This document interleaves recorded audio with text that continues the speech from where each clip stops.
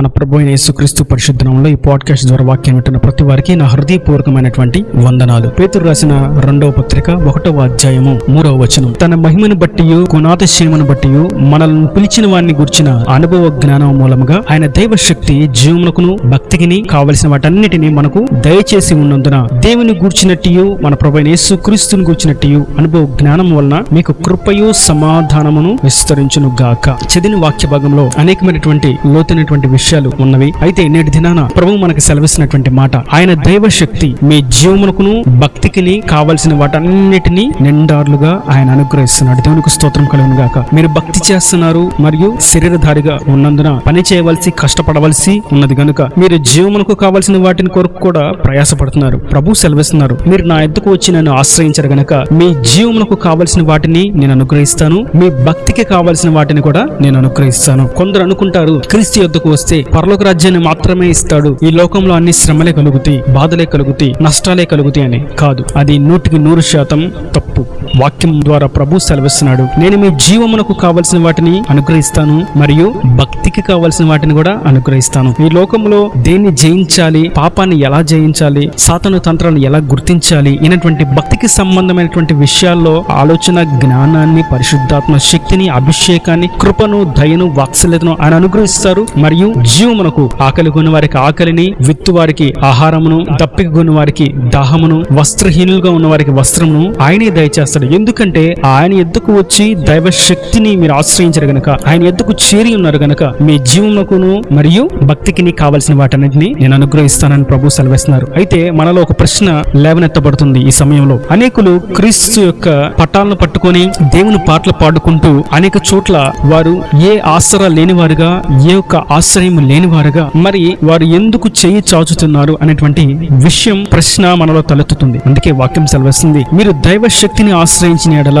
నేను మిమ్మల్ని ఆ స్థితిలో నిలబెట్టను. అంటే వారు ద్వంద్వ మనస్సులతో, 2 ఆలోచనలతో దేవుని ఆశ్రయించిన వారుగా ఉన్నందున వారికి అటువంటి పరిస్థితి సంభవించిందన్న విషయం మనకు అర్థమవుతుంది. ప్రభువు యొద్దకు వస్తే ఆయన జీవానికి కావలసిన వాటిని ఆయన అనుగ్రహిస్తాడు మరియు భక్తికి కావలసిన వాటిని ఆయన అనుగ్రహిస్తాడు. అలాని అందరూ అట్టి విధంగా ఉన్నారా అంటే కాదు. కొందరు నిజమైనటువంటి భక్తిలో దేవుని కొరకు యథార్థంగా జీవిస్తూ కూడా వారికి సరైనటువంటి నడిపింపు లేని వారుగా ఉన్నందున వారికి వాక్యం తెలియక కూడా అటువంటి మార్గాలను ఎంచుకోవడం అనేది జరుగుతూ ఉంటుంది. కానీ ఆది అపోస్తుల సంఘంలో ఆ విధంగా లేదు. ఆది అపోస్తుల సంఘంలో చేర్చబడిన వారందరూ కానుకలు ఇస్తూ ఉండగా వారు కానుకలను తీసుకొని వారి యొక్క అకౌంట్ లోకి, వారి యొక్క బీరువాల్లోకి, వారి యొక్క పర్సుల్లోకి, వారి యొక్క జేబుల్లోకి దండుకోలేదు. కానీ అక్కడ ఉన్న సంఘ బిడ్డల్లో ఎవరైతే కుదువుతూ ఉన్నారో, ఎవరైతే బీదరికంలో ఉన్నారో, ఎవరైతే చెయ్యి చాచే స్థితిలో ఉన్నారో చూసి వాళ్ళందరికీ ఆ కానుకలను పంచివేశారు. అందువలన సంఘంలో కూడా ఎవ్వరు ఎక్కువైన వారు లేరు, తక్కువైన వారు లేరు అనేటువంటి విషయాన్ని మనం అపోస్తుల కార్యగ్రంథంలో చూస్తాం. కనుక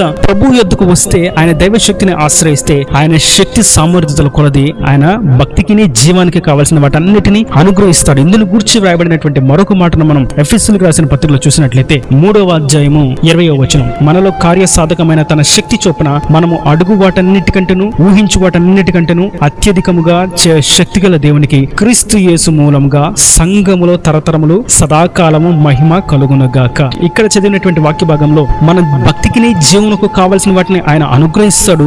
మరియు ఇంకొక శ్రేష్టమైనటువంటి భాగాన్ని మనం ఇక్కడ చూస్తాం, మనం అడిగేదానికంటే, మనం ఊహించేదానికంటే అత్యధికంగా ఇస్తాడు. దేవునికి మహిమ కలుగునగాక. ఈ చిన్న వ్యాపారం చాలు ప్రభువా, ఈ చిన్న ఉద్యోగం చాలు ప్రభువా, ఈ వస్త్రాలు నాకు చాలు ప్రభువా, ఈ గృహం సరిపోతుంది ప్రభువా, ఈ ఒక బిడ్డ సరిపోతుంది ప్రభువా, ఈ యొక్క 4 మెతులకు సరిపోతుంది ప్రభా కడుపు నిండడానికి అని అనుకుంటే ప్రభు అంటున్నారు, మీరు అడిగిన దానికంటే కూడా నేను ఎక్కువ ఇస్తాను. ఇజ్రాయేలీలు ఒక్కసారి వాళ్ళకి మాంసాహారం తినాలనిపించింది. ప్రభువా మాకు మాంసాహారం తినాలనిపిస్తుంది అని మోషే దగ్గరికి వెళ్ళినప్పుడు, మోషే గారు నాకు మాంసాహారం తినాలనిపిస్తుంది, మాకు దయచేసి పెట్టండి అంటే వారు ఒక్కరోజు కాదు కానీ 30 రోజులు వరుసగా కూడా వారు పూరేళ్లను మాంసాహారంగా భుజించినట్లుగా మనం నిర్గమకాండంలో చూస్తాం. ప్రభు మనం అడిగేదానికంటే అత్యధికంగా ఇచ్చే దేవుడు, మనం ఊహించేదానికంటే కూడా అత్యధికంగా ఇచ్చే దేవుడు. వారు ఒక పూట తిందాం అనుకున్నారేమో, లేదా ఒక రోజు తిందాం అనుకున్నారేమో, కానీ ప్రభు వారి ధాన్య ద్రాక్షరసం విస్తరించిన నాటి సంతోషం కంటే అధికమైనటువంటి సంతోషం వారి హృదయంలో కలిగించాడు. ఎందుకంటే వారు ఐగుప్తులో ఉన్నప్పుడు ఎప్పుడో ఒకసారి మాంసాహారాన్ని పెట్టేవాళ్ళేమో, ఎప్పుడో ఒకసారి కొంచెం కూరతో ఆహారం పెట్టేవాళ్ళేమో.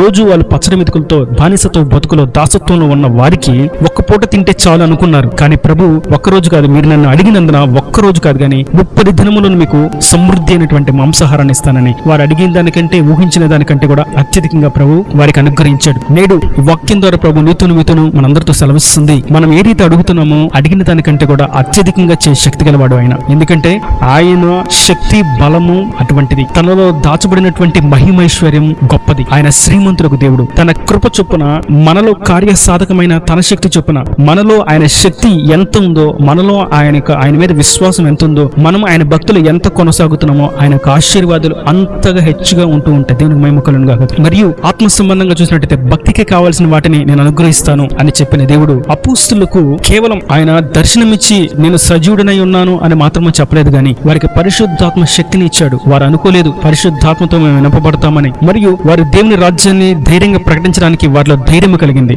వారు నా జీవితం ఇక్కడితో అయిపోయిందని 4 గోడల మధ్య బిక్కుబిక్కుమంట భయపడుతూ దుఃఖముతో మునిగిపోయారు. వారు అనుకోలేదు. కానీ వారిని దేవుడు ఎలా నిలబెట్టాడంటే ప్రపంచమును భూతలమును తలక్రిందులు చేయనంత శక్తి గల వారుగా దేవుడు వారిని నిలబెట్టాడు. వారు ఊహించిన దానికంటే అత్యధికంగా దేవుడు వారి జీవితంలో కలుగు చేశాడు. ఆత్మ వరాలతో అలంకరించాడు. పరిశుద్ధాత్మ శక్తి చేత నింపాడు. ప్రభావవంతంగా వారిని పరిచర్లో వాడుకున్నాడు. చిరస్మరణీయంగా వారి యొక్క పరిచర్య క్రియలు నేటికి జ్ఞాపకార్థంగా ఉన్నట్లుగా అట్టి ఆశీర్వాదకరమైనటువంటి అనుభవాల్లో దేవుడు వారిని నడిపించాడు. కనుక నేడు వాక్యం ద్వారా ప్రభు సెలవిస్తున్నాడు, దైవ శక్తిని ఆశ్రయించిన ఎడల, దేవుని వద్దకు చేరిన ఎడల, క్రీస్తే యేసని, ఆయన రక్షకుడని, ఆయనే స్వస్థపరచువాడని, ఆయనే అభిషిక్తుడని, ఆయనే పరలోక రాజ్యానికి చేర్చగలిగినటువంటి సారథి అని గుర్తించి ఆయన వద్దకు వచ్చినట్లయితే ఆయన అంటున్నారు, మీ జీవమునకు కావాల్సిన వాటిని నేను అనుగ్రహిస్తాను, భక్తికి కావాల్సిన వాటిని నేను అనుగ్రహిస్తాను. మనం జీవమునకు కావాల్సిన వాటిని ఆయన ఎద్దు పెడదాం, భక్తికి కావాల్సిన వాటిని ఆయన పాదాల దగ్గర పెడదాం. ఆయన వాటిని మనకు అనుగ్రహిస్తాడు. అనారోగ్యం, ఉద్యోగం లేదా, వ్యాపారం లేదా, మనసంతా గలిబిలిగా ఉందా, కుటుంబం అసమాధానంగా ఉందా, కుటుంబ వ్యవస్థ విచ్ఛిన్నం అయిపోయిందా,